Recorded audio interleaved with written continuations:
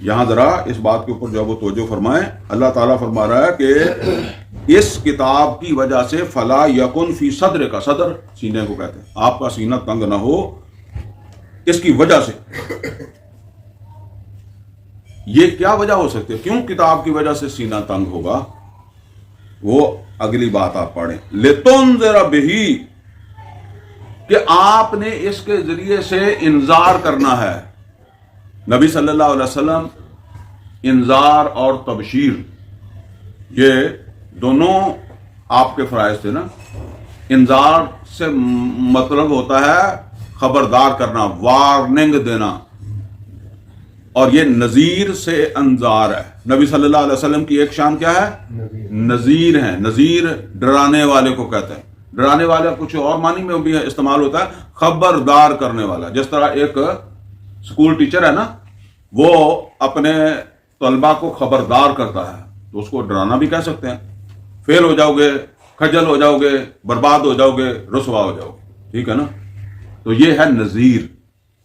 تو اسی طریقے سے یہ تمہیں فائدہ ملے گا، یہ تمہیں انعام ملے گا، یہ تمہیں عزت کی زندگی ملے گی، یہ درجات تمہیں ملیں گے. یہ کیا ہے؟ تبشیر، بشارت، خوشخبری. یہ بشیر سے ہے، بشیر سے بشارت، نذیر سے انذار. تو نبی صلی اللہ علیہ وسلم کو قرآن کریم میں بار بار آتا نا کہ ہم نے آپ کو نذیر اور بشیر بنا کر بھیجا ہے. تو یہاں جس چیز کا ذکر ہے وہ کیا ہے؟ انذار، خبرداری. اب آپ کو بات سمجھ آ گئی ہوگی کہ یہ کیوں سینہ تنگ ہو رہا ہے. کیونکہ اس کے ذریعے سے اب لوگوں کو خبردار کرنا ہے، لوگوں پر انذار کرنا ہے. اور اگر تو صرف اتنا ہی ہوتا کہ یہ غار حرا کے اندر جو ہے وہ لے کر بس بیٹھ جانا ہے، پڑھ کر اس کی جو ہے وہ تلاوت کرنی ہے، ہر حرف کے بدلے 10 نیکیاں مل جانی ہیں، پھر تو کوئی مسئلہ نہیں تھا.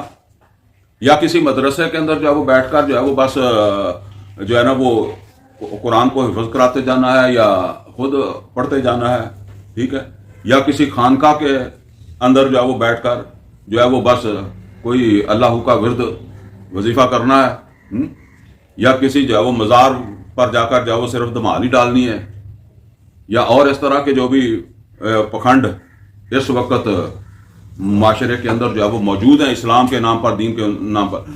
اور بہت بڑا دھوکہ ہے یہ، نوٹ کر لیں، جو دین کے نام پر جو ہے وہ دیا جاتا ہے.